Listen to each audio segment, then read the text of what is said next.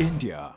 It's the most ancient and lasting civilizations of the world, a land of amazing diversity, a country that represents peace, and a country with a rich heritage. This society has lasted this long only on a solid foundation, a foundation of its shared values like peace, honesty, non-violence, respect for nature, universal brotherhood, etc. These values have been sustained through two key practices, both of which, though, are on the decline. First was the Gurukul education system. This has declined in the last few centuries. The other has been the practice of joint family. However, these days, nuclear families is the norm. Even within them, working parents have made it even more difficult for children to spend quality time with parents or elders in the family. The answer lies in the school system, which has developed very well and where students spend more time than anywhere else. Indian education system has also recognized this need at various points in time post-independence. No machine which the art of a man can devise will work unless there is behind it the proper temper of mind. To create and maintain that temper should be the aim of education in a civilized society. Numerous commissions formed after that have also recognized and re-emphasized the importance of value education. Professor D.S. Kothari Committee recommended setting aside a few periods for moral education, following which this began in a large number of schools.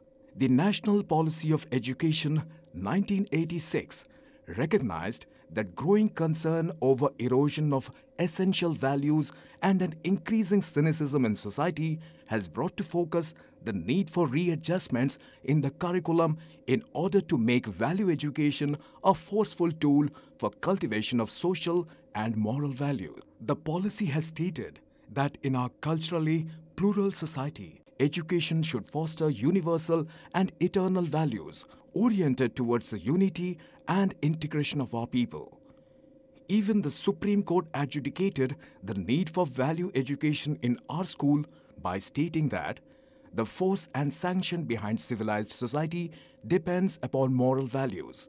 The philosophy of coexistence, if it is taught, cannot be objected as it is neither violative of the constitutional or legal rights, nor does it offend moral values.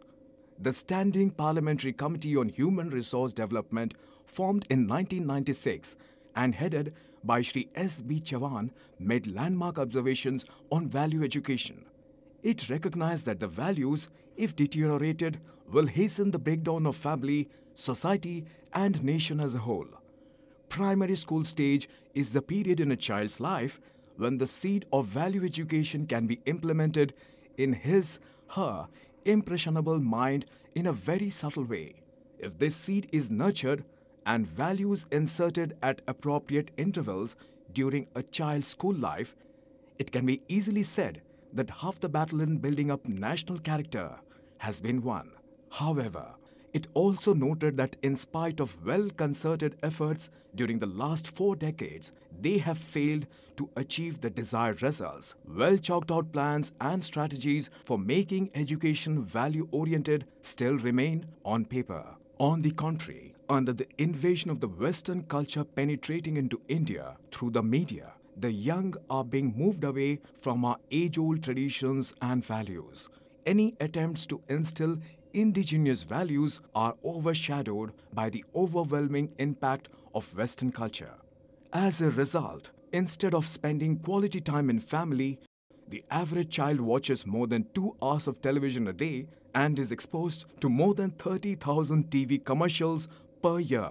So, what is the solution? Can we reverse the social clock back to systems and practices? Or should we